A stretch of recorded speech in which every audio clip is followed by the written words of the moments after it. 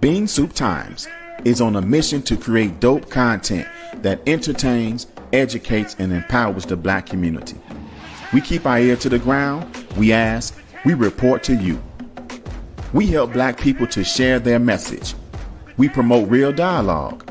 We provide a platform to help give voice to the voiceless. We educate you on how to shop smart. Our passion is to inform you about Black events, businesses, organizations, and entertainers. We are Black owned. We are Black Chicago. We are the award-winning Bean Soup Times.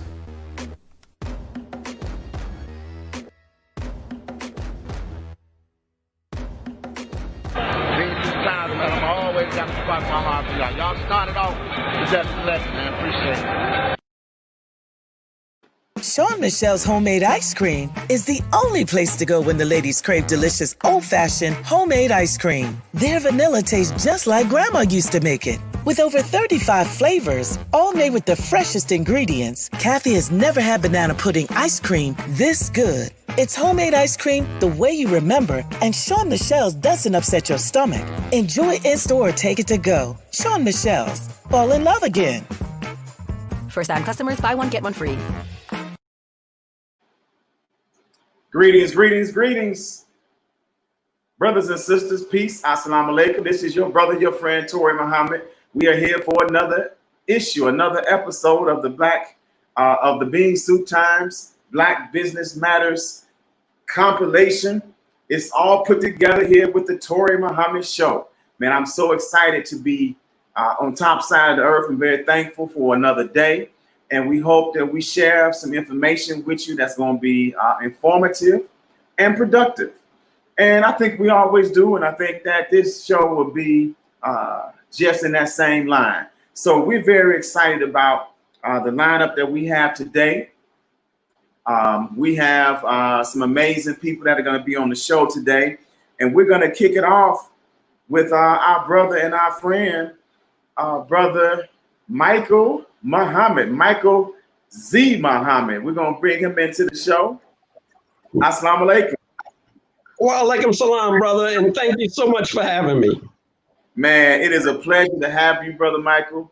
I've been knowing you for a long time, for a few years, and I thank you for the work you do. For those that don't know, he is one of the pioneer, what's the word I'm looking for? The professional, the seasoned journalist for the Final Call newspaper. He does some other stuff too that we're going to be talking about today. But man, definitely, you know, some of the work that you do, letting us know what's happening in Philly and throughout the world. We appreciate you for being a part of that incredible publication, the Final Call. And we've been shoulder to shoulder and toe to toe many a Savior's Day, helping to crank out that special edition or the next edition of that Final Call newspaper. Yeah. So man, that's right. That's right. You know, brother. You know, Brother Toure, I go all the way back to when you first conceived of the Bean Soup Times. Yes, sir. And yes, if I'm not mistaken, I believe it was like a parody newspaper. Yeah, that's right. Absolutely right. It was parody. We were doing satirical news and entertainment, and of course promoting and featuring Black-owned businesses. And so, yep. And so we had to we were making the switch, but then when the current president made fake news popular and made it something other than satirical news, we had to switch it up. Yes, sir. Yep, absolutely. So we look like we got our next guest. You come a long way, baby. Yeah, we're gonna pull her in so we can have this conversation. Hold on. Yes, sir. I'm getting a little freezing here. I'm trying to let my computer catch up with me. Let's add her to the stream. Hey. Hey, how you doing? I am well. I am well. Man, it's a pleasure. I'm making sure my Peace, video is Queen. coming through. Yep, we can see you and we can hear you. All right. So, we haven't started this, some of the conversation that we were waiting for you to come on with. So we're excited to have you on. You're on here with a good friend, a good business owner, and a longtime member and journalist for the Final Call newspaper, Michael Z. Muhammad. Hey. And Michael Z. Muhammad, this is Peace, Sister Queen. Yah Simpson. Sister Yah Simpson is a longtime community activist. She is passionate about the community, and not only does she, does some of the core activism, have that core spirit, but she's trained for mental health and for emotional and in many cases, of course, physical health. And by trade, she's an epidemiologist. And so we want to talk to her at the start of the program about some of the things that she's witnessed with this COVID-19. So, Yes. Sister Yah, tell us a little bit about your background and how you got to be where you are right now. All right. Thank you. All praises due to the Most High, first and foremost. I must say that I humbly come to you as Sister Yah Simpson. Everybody calls me Sister Yah. And I must tell you that Brother Toure Muhammad has been a real friend and colleague over the years. We've had numerous of engagements and business building and Black power, and I enjoy that he constantly is reiterating himself and making sure that the Black people and the Black nation in Chicago is well informed through all of his constant media blitz and out there. So thank you for Toure Muhammad and for inviting me to your show. You know that the reason that I wanted to come to your show is because I am foremost a community epidemiologist. And so as an epidemiologist, what I am definitely, as you've been hearing in the news, is I study infectious diseases. I'm a specialist foremost in HIV infections, as specifically infectious diseases like HIV and hepatitis. I belong to Northwestern Center for AIDS Research. I belong to the ACTG, which is international, and it's up under the guises of the National Institute of Health, which you all have been hearing a lot about from Dr. Anthony Fauci.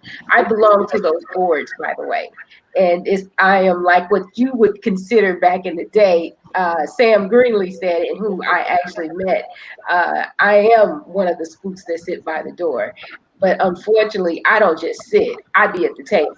And so, so sometimes I get a little bit of pushback because I refuse to allow them to make me feel subservient.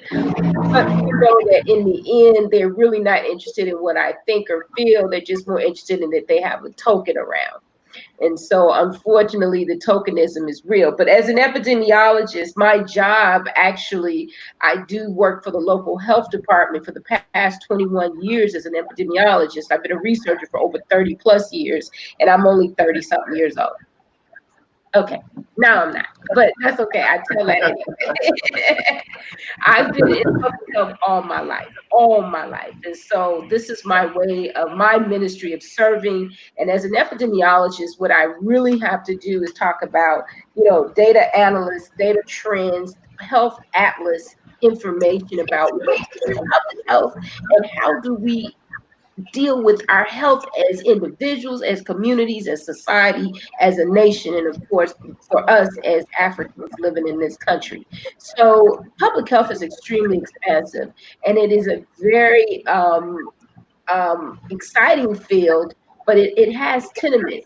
Our main tenement is to track and analyze diseases such as COVID-19. So not only did I specialize in HIV, I'm now been placed on the COVID team. So for the city of Chicago. So I'm very aware of what some of the insights are as far as the numbers, the benchmarks, what our dashboard is saying or what the health department's dashboard is saying and how to interpret those numbers. My main job for you all is to interpret the science. Science is real. It is definitely real, but interpretation is the crux of it. And if you don't have you could say 2 plus 2 is 4, but it's 4 who and 4 when. For who or for against. It is always how you determine the interpretation. It's still for, but it's how you determine the interpretation. So that's what I'm here to do. I'm also very much, for the past 13 years, a community epidemiologist with TACS, which is who I am representing today. TACS is the Association of Clinical Trial Services. We bring science to the people, and that's what Brother Muhammad knows me more from, is my organization. It is an organization that me and a few colleagues started 13 years ago that does what? We're the only Black-owned, woman-owned, veteran-owned organization that works on the education and awareness for clinical trials research. So yes, I am definitely an expert in this, as in I have some publications, I've done some research, but more importantly, I've actually spent most of my time educating my people about clinical trials research and how it impacts us as a whole. And of course, this is a huge thank you for that. So people can, get some context. And you don't know this, but in our intro to our show, you're in there. You're in and we put that every day. We got a 17-second introduction to the show, and you were in there speaking out or speaking up at an event. So I'm gonna play this. But so there is of course the challenge, and Michael Z could jump in at any time, right? There is the understanding because of history that Black folks do not trust public health. Government ran health institutions because the biggest things, of course, Tuskegee. You talk about the Black woman who was experimented on in Michael Z's neck of the woods. What was her name? Henrietta? It's Henrietta Lacks. And yes, Henrietta Lacks. I've met her family, and I do a full award ceremony in her name called the Righteous Contributors. I've been doing it for the past 9 years. Unfortunately, this is the first time we've ever canceled. Obviously, why we couldn't gather, but the point of it being is our networking social is named the people, the women that get the awards. The name of the award is the Henrietta Lacks Righteous Contributor Award. So we know exactly who she is, why she is a righteous contributor, and how come we should not allow her to be a hidden figure. It's up to us to make ourselves heard and known how we've contributed to this whole healthcare system on every level, just like we contribute to all systems in the world. So we're always not hidden figures, honey. I'm making it known that we exist, including me. I'm one of the first. I'm one of the first Black epidemiologists to work at the health department to come out with the data that I have been able to mask and put out. More importantly, be in community engagement. There has never been a Black epidemiologist that serves the roles that I have. So that's what I want to talk about. Explain what an epidemiologist is, and then talk about how these clinical trials, how you communicate them and show us things that we don't know about, Black public health concerns. Yes, sir. So this is so in broad strokes, an epidemiologist is a person, either a master's or a PhD person, who actually looks at, and we use the word analyze, but in breaking it down, we look at what is the disease or infectious disease. In this case, let's put our case study on COVID-19, as you would call it. We know it as SARS. Version 2 is the severe acute respiratory syndrome. Version 2, version 1 was SARS. MERS is what is Middle East. So SARS has been out for some years, since the 70s. If you look at the Lysol can, you'll see coronavirus. Coronavirus is what the SARS is the disease, coronavirus is the outcome. The virus is one place and then the outcome. So we say COVID-19 is the outcome of the actual infectious disease, which is SARS version 2. This particular disease, as I've been told, is brand new. It's called novel, which means novel is new. It's never existed in the way, in the RNA construction, excuse me, that it has now. That's never been seen, and is mostly known to have come from, at this point, the leading science is saying it has mutated from a bat strain. So it is from animal to human. We know that, but which animal? The bat. And how it has matriculated since 2019. So this is why it's called COVID-19, because it comes from the year 19, and COVID is the coronavirus infectious disease. So some people don't know why they calling it Rona or COVID or whatever nicknames they giving it. It has sound reason. That is what I do as an epidemiologist. I try to, well, no, I don't try. I bring science to people, and I interpret what that science means and how it impacts your life, or impacts your loved ones, or it impacts us as a society. And so what we're doing with COVID-19 is telling people the basic science that they know about it, but I'm the one who's going to tell you they don't know everything about it. So there are some particulars that's going to have an impact on us, as in what we've seen in the numbers. My main job is to look and analyze numbers. I help make sure that those numbers make sense, and more importantly, interpret those numbers to the community. So when you go to the City of Chicago coronavirus website and you look up the numbers and you find out how many people have COVID-19, you'll know that it's 55,414 people in Chicago that's been diagnosed. 2,000 of them, 2,690 are actually death cases. Of those 55,000, you needed to know that Blacks account for 29.9%, Latinos account for 47%, and whites account for 14.9%. But what's really the story here? The story here is not just how many are getting it, it's who's dying from it. And unfortunately, of the 2,000 cases that I just mentioned earlier, that 2,690 cases, Blacks account for 43% of those death cases. Latinos account for 32%, and whites account for 19%. So why is this even important to you? Because if you're a person who suspects this virus, being Black, and you had any underlying health conditions such as stress from racism, that's one condition that other people don't have, you are more likely to not do as well, based on if you have those conditions and you're not surviving. So let me be clear. We need to do things like survival rates. People are surviving COVID-19. The survival rates, I can't give you exact numbers for every demographic, but the survival rates are very good for COVID-19 compared to some other diseases like maybe even influenza or other diseases where people are chronically sick with cancer. Their survival rates are poor, whereas for this, their survival rates are actually moderate to good.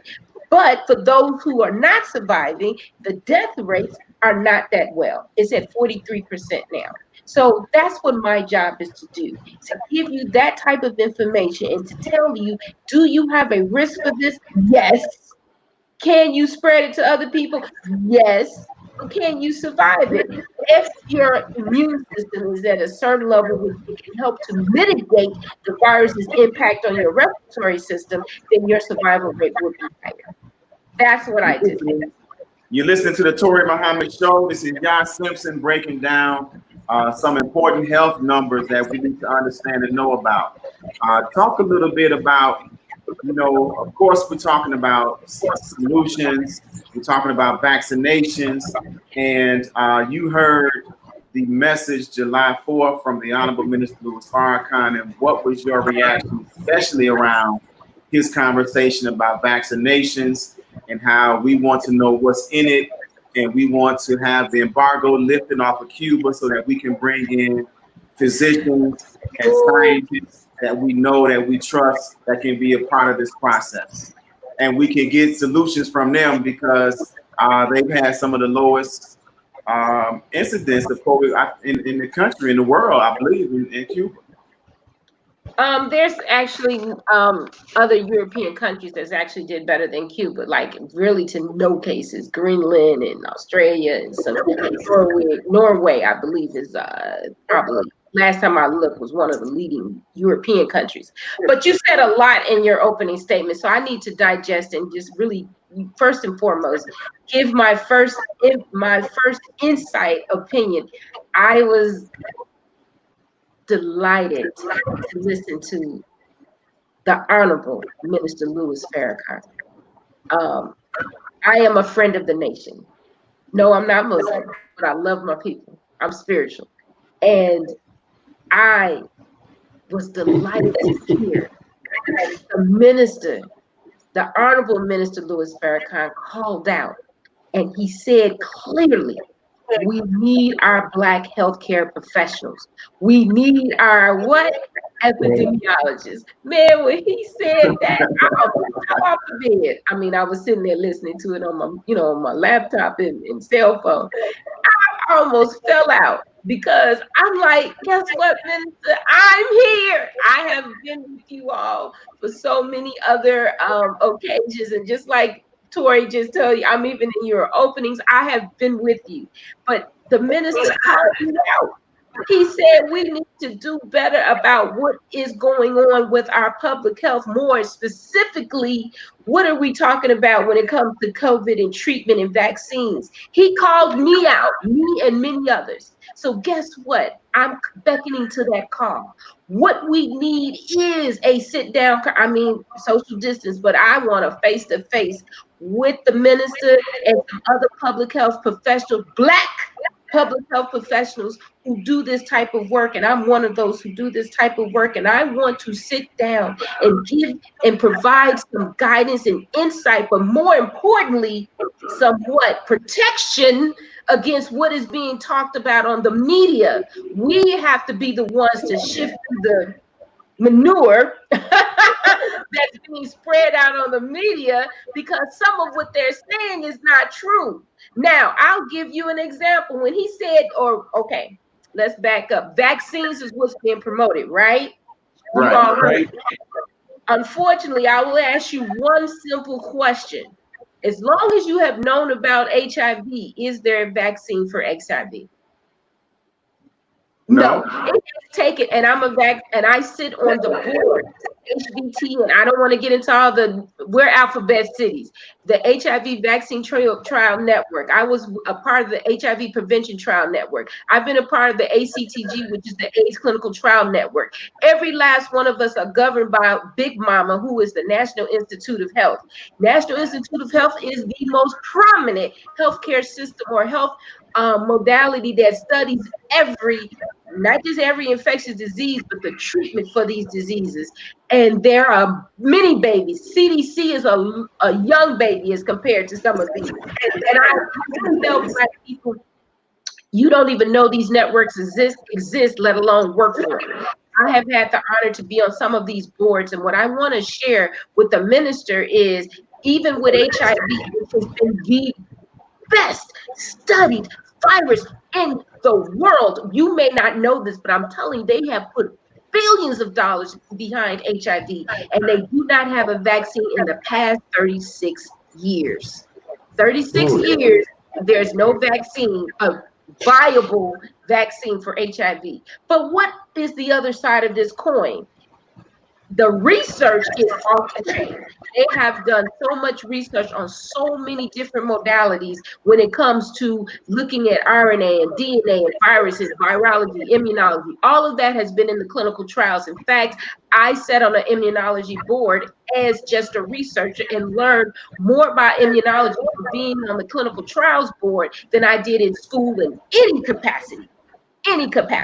School was not even equipped to teach what they taught in sitting on these boards, because they deal with the actual implementation of vaccines and treatment. So if there's no vaccine for HIV, do you think that Although HIV is well researched, it has helped to move the industry quicker, which is why they think they can get a vaccine out in 2 years or less than. The reason that Dr. Anthony Fauci, whom I've been in the room with before, I haven't had a personal chat with him, but I do follow what he says because I'm with some of the organizations that he governs for clinical trials.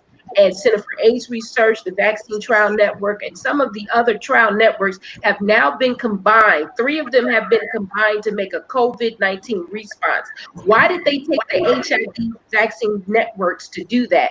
Because the COVID-19 is another virus very similar, has similarities to what we're considering RNA type of viruses. And because they've had that research for the past 36 years, they're using other experts who are experts in HIV to work on COVID-19. That's how I got involved. So I've been brought to the table. I get emails telling me what they're working on, what are some of the groups they're looking at, how they're moving forward. Even today, I don't have it right now. I could have showed you. I have an article that was written by one of the doctors that's comparing HIV to COVID-19. And it's in that article that they pointed out, if we're not getting a vaccine for HIV and we spent billions then the likelihood of a vaccine for COVID-19 is not as high.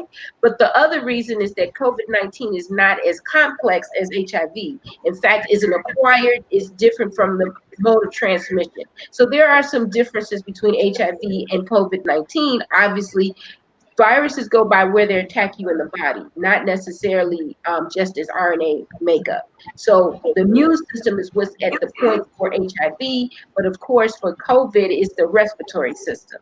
But what's at the stake here? A vaccine. I'm going to have to tell you that Dr. Donald Akandar, and I'm mispronouncing his name, Alandar, he's at Meharry University Medical School. And this doctor is one of the only Black doctors to have come up with a treatment for, guess what? Zika. You ought to remember Zika virus used to be out a couple of years ago. Yeah. As an epidemiologist, I follow all the viruses, and I may not talk about them all, but I know or am aware of them. This is a Black man who is awaiting a patent because he's one of the few in the world, let alone United States, who came up with a treatment vaccine, if you will, for Zika. I am proposing that myself, the minister's Ministry of Health, and others have a sit-down meeting because this man he is now working on COVID-19. And in his own words, and I quote, he said clearly, he doesn't think that working on, he recommends a treatment vaccine rather than a vaccine for prevention for COVID-19. Now, this man is an infectious disease doctor. He's already come up with a treatment for Zika. If he says that we should not be looking for a vaccine for prevention, which is what has been on the news, we should be looking for a treatment vaccine, I'm going to go with him. That makes a lot of sense. Man, Sister Yah, we appreciate you. We thank you for sharing what you have with us. And man, we're gonna make sure that we share this with our Ministry of Health. Please. And we're gonna encourage them and the leadership to make sure that they know about you and your willingness to, be a part of the conversations to talk about and to find some solutions for COVID-19. So we appreciate you. Thank you for coming on the show. And we'll be talking to you soon. Now, listen, I'm gonna play your clip so you can see where you are. Before I go, I do want to end with a strong statement, and that is that we've got to be like the phoenix and rise. Racism is our underlying health condition, far more than any other condition that's comorbidity that's out there. So because of that, our health has been taken away. Our life expectancy is less than whites, as more than 6 to 7 years less than white people. And more importantly, we need to dismantle the healthcare system completely. It's not about sick treatment, it's about healing treatment, health and wellness and healing. We need a new system that focuses on health, wellness and healing. And yes, Cuba is one of the people to take that from, which I have visited Cuba. They allowed me to come down there to their medical system to learn about what they're doing there. And I was there years ago. So we need to go with people that is looking for healing and wellness and not just sickness and treatment. Yeah, thank you, Sister Yan. We love you and we appreciate you. All right, watch this clip. Watch the clip. Bean Soup Times is on a mission to create dope content that entertains, educates, and empowers the Black community. We keep our ear to the ground. We ask. We report to you. We have.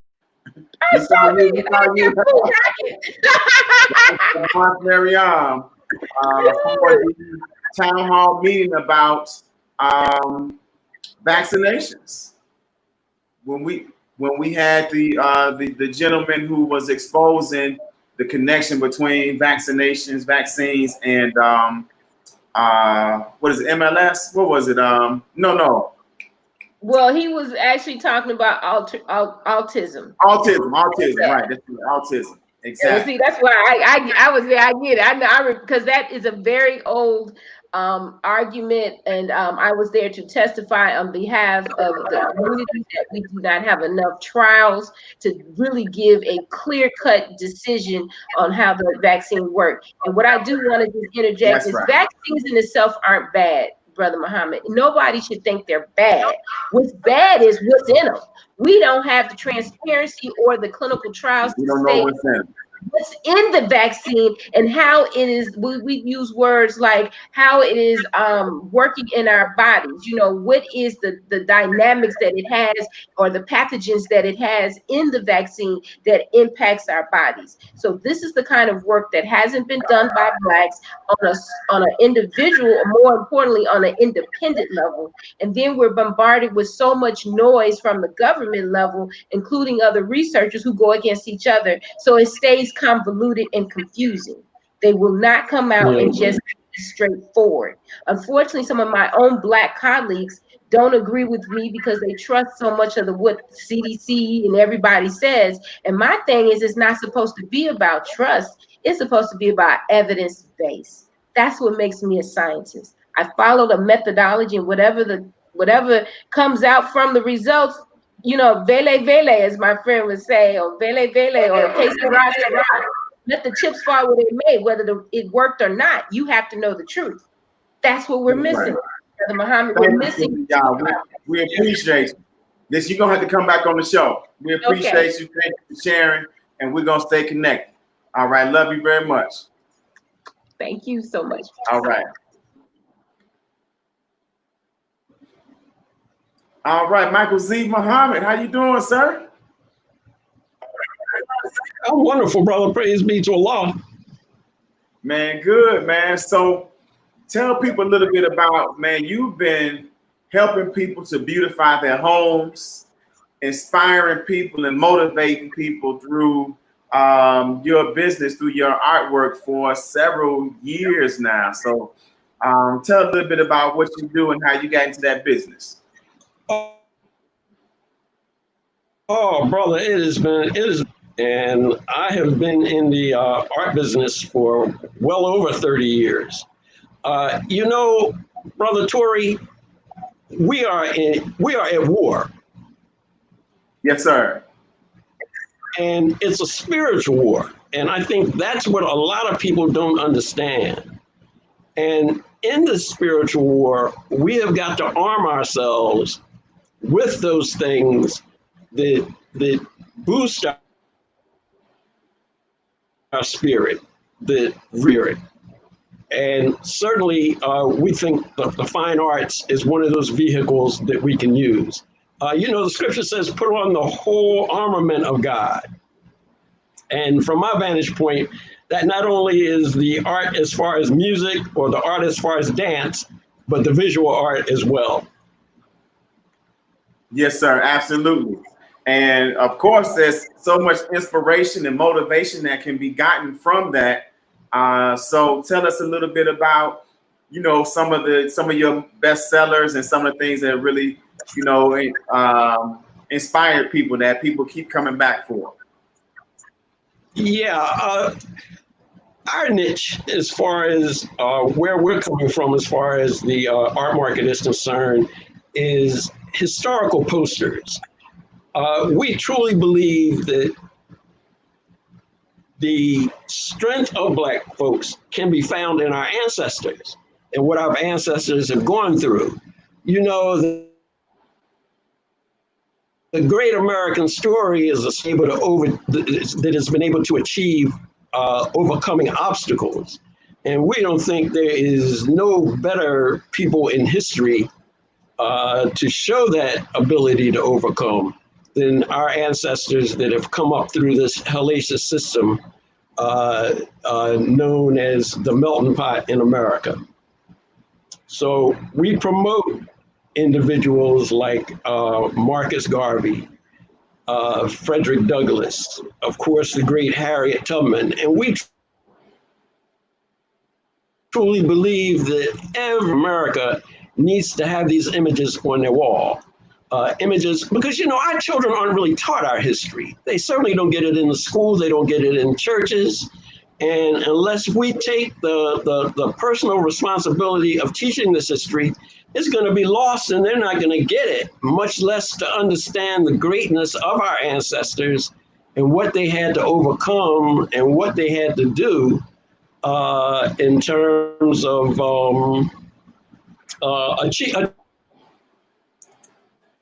achievement. And it's tremendous. And we need to have these folks on our walls.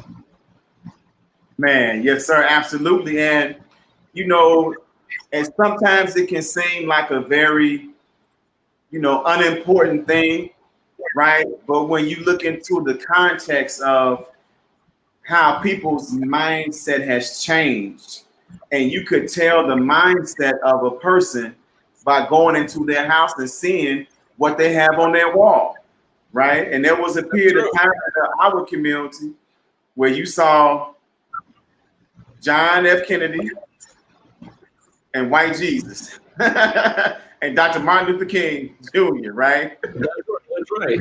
And that's right. Pretty much. Right? It suggested a certain kind of mindset that not only the person that put it on their wall had, but what they were feeding to their children and what their children were feeding to itself. So the images is so critical and so important to our overall psyche and to helping us to navigate the world that we're in. Right. You know, there was a great renaissance in Black art in the late 1970s and 1980s. It was like an explosion, really, where Black people really were supporting the arts. Coming into the 21st century, though, we've seen a decline in terms of people reaching out and buying the art in the manner that they did at that time. And we're trying to reinvigorate the community in terms of the importance and the need for them to, in fact, put Black images on their wall. As a matter of fact, if you go to African World Art, what we've done is we've even created a collection of the Black Jesus for you to, for our Christian brothers and sisters to put on their walls. You know, and for those who say, well, darn, you know, the color of Jesus really isn't important. But I mean, let's be factual. I mean, the reality is the man was a person of color. So why not put that on your wall and counterbalance that image that is definitely embedded in your mind, in the minds of our people. That's right, man. If somebody, God forbid, does a sneak attack on me and they get me and they hit me upside the head and they're running away, and if somebody comes to help me and they ask me for a description, if it's a white man, that's going to be very critical information for me to let the person know who to look for. If it's a Black man, I need to say that because I don't know who to look for. Is he bald headed? Is he short? Is he tall? What does he have on? So obviously descriptions are so important if we're trying to identify somebody. And that being the most important figure in the last 2,000 years that we need to identify, we need to know what color he is. Yeah. So do you have any? You know, and Brother Toure, I'm sorry, what'd you say? I said, do you have any artwork there with you that you can show us? Is there any way I could do a screen share and go to the website? Oh, you know what? No, not with this platform. Okay. Okay. No, I don't have anything I think that would do it any justice. What I would do, I would urge. So, but folks can go to African World I would urge the folks to check out the web, and that would be the best thing. We have several galleries. We have some original art from Ghana. We have some art that we're going to be putting up shortly, African art from the Dominican Republic. And all of this is original art. We have a number of historical posters, which I think that you'll find to be exciting, as well as some general visual artwork as well. Yeah, beautiful. And we're also in the museum. What'd you say? Go ahead. I said we're also in the process of creating a museum, a historical museum on the site as well. Really? Oh man, that's beautiful. That's incredible. If folks want to get more information, of course, go to the website. We're going to be sending out emails and text messages highlighting African World Art. And man, we appreciate the you continuing, because I've seen some of y'all work. I've gotten a piece a couple of times, and the importance of imagery, like I'm saying, is so critical, and it helps to beautify and accent so many places in your home. Yes, sir. Yeah. You know, lastly, though, before we go, Brother Toure, I just want to say that for real, our history hasn't been taught in the context that it needs to be taught in. If you study our historical ancestors and our heroes, you will find that they were beyond human. They were actually superhuman. Take Harriet Tubman, for example. I call her the original Wonder Woman. And she was not a cartoon or a character, but real life. What she did was nothing short of just totally amazing if you put it in its context. And that's with most of our heroes and sheroes. And you can go down the line. No way come on the show and not mention the work of the Honorable Elijah Muhammad, who probably is one of our most misunderstood heroes. And the work that he was able to do with for want of a better word, the so-called underclass of America. His work was just phenomenal. Yep. Man, and you know these are examples that you can use.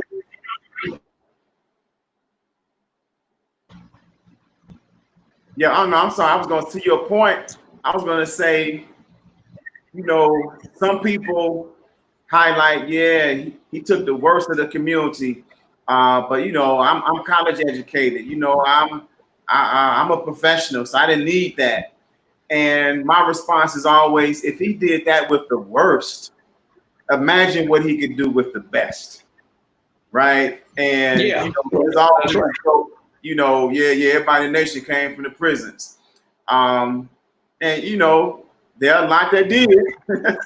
Malcolm X being included, one of those. And you look at what he was able to do. That's an 8th grade education.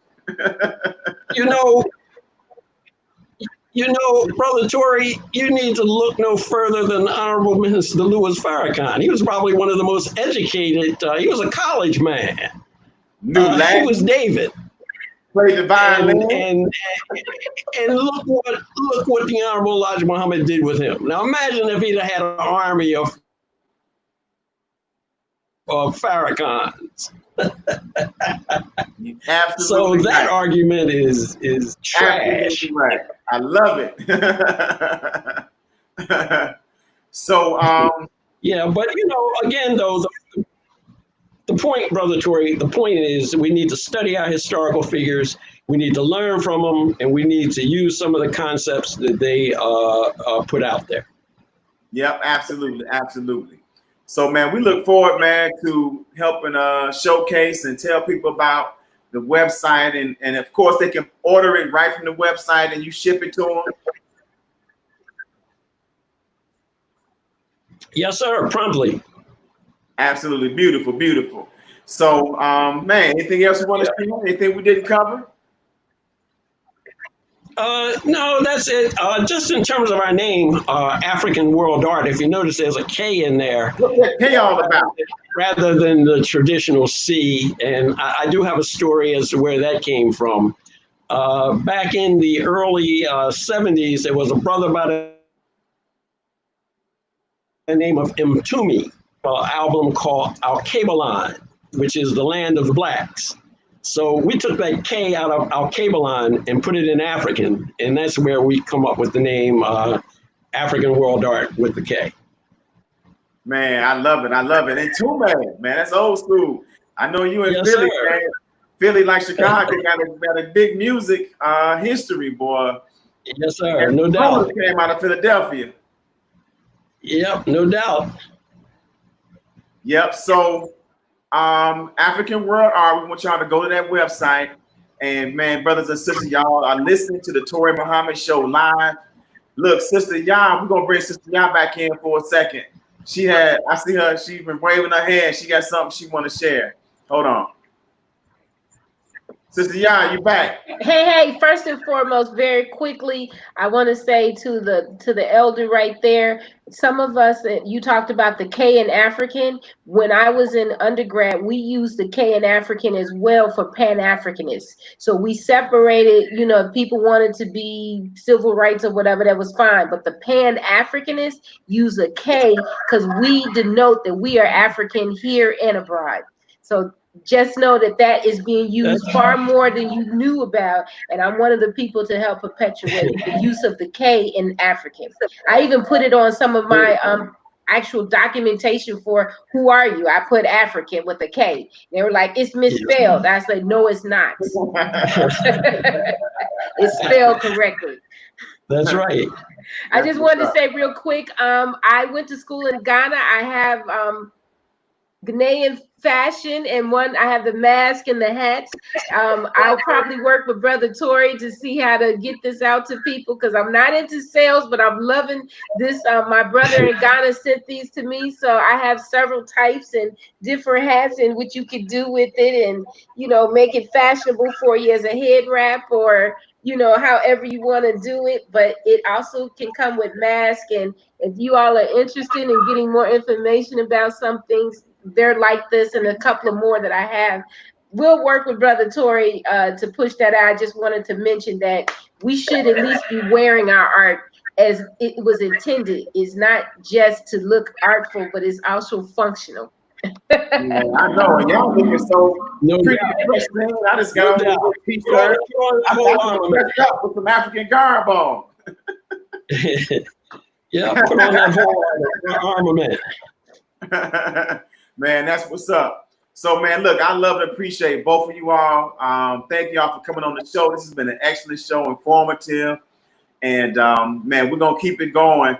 So you all, hey, both of y'all can give but you already gave a closing statement. But, Brother Michael, if you want to give a closing statement and recap or whatever, this word of inspiration, whatever you want to close with. Yeah, well, again, Brother Toure, I'd like to thank you very much. Sister Yah, it was a delight meeting you. Very informative. I learned a great deal. Black folks, let's get behind the arts and let's put images of ourselves in our homes. There's power to be had.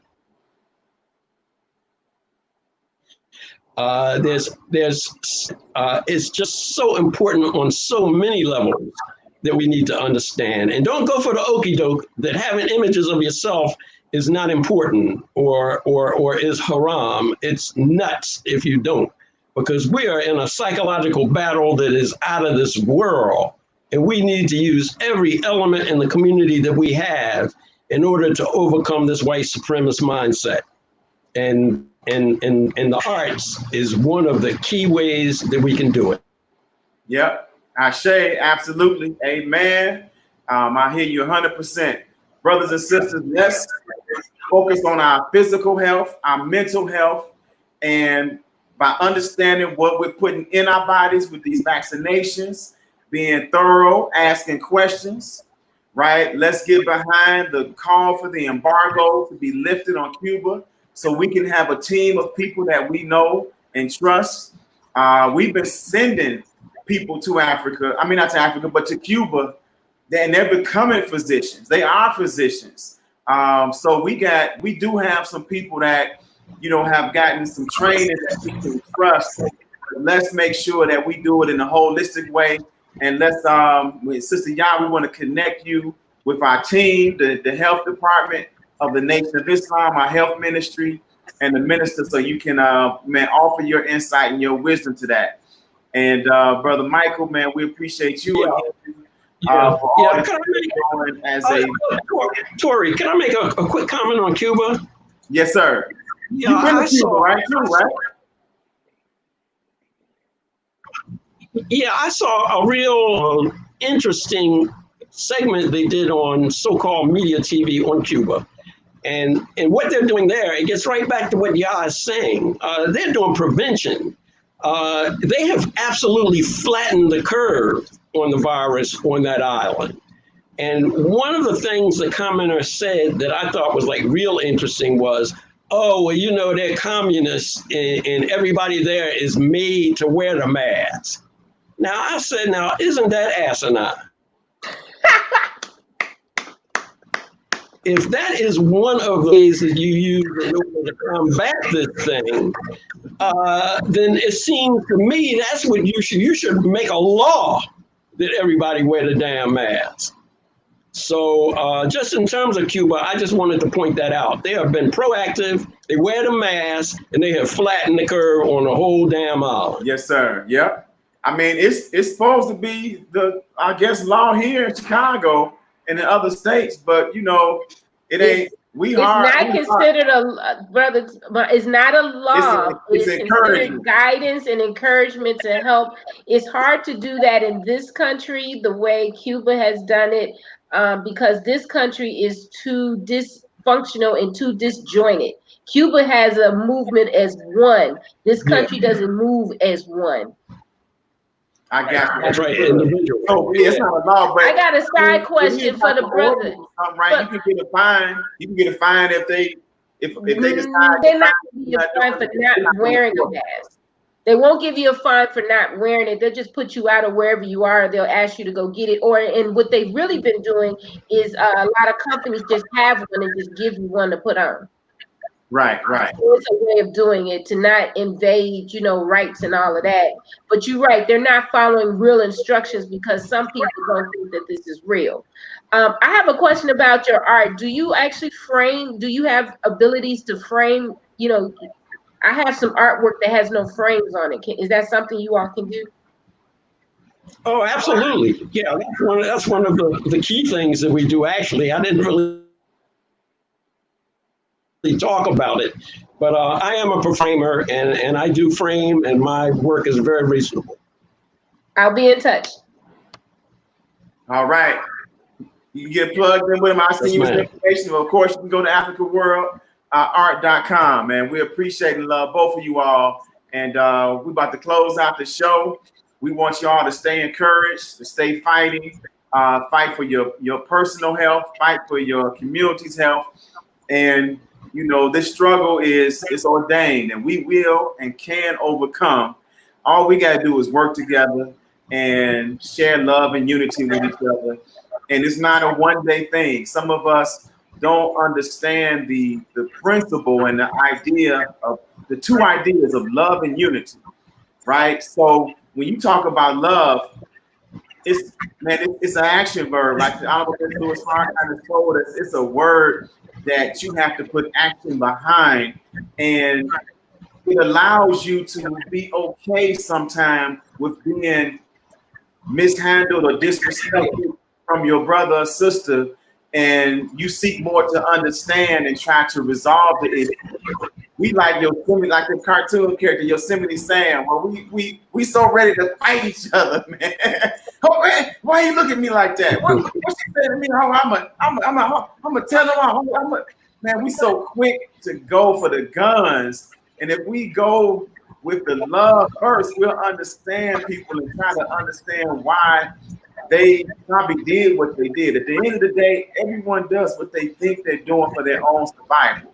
So if they're mistreating you, they think they're surviving. So you just got to understand them and talk to them and get to know them better, and then help heal whatever wound they're going through, right? But of course, if you got so many wounds yourself because you felt disrespected for 20 years, then you popping off of the guns the first time somebody say something to you crazy because you didn't respond to all them other people in the past. So we too quick to draw the triggers. Let's share love with each other.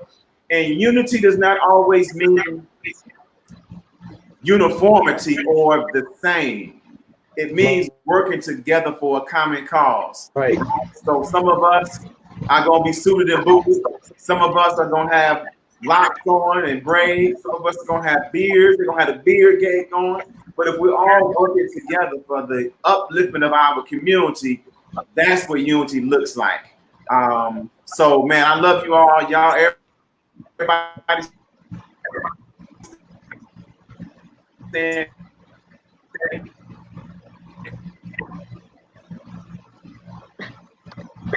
We like Toure. I'll say that hurt people, but heal people can heal people. And so let's go with healing each other, healing ourselves, so we can heal our people and our nations.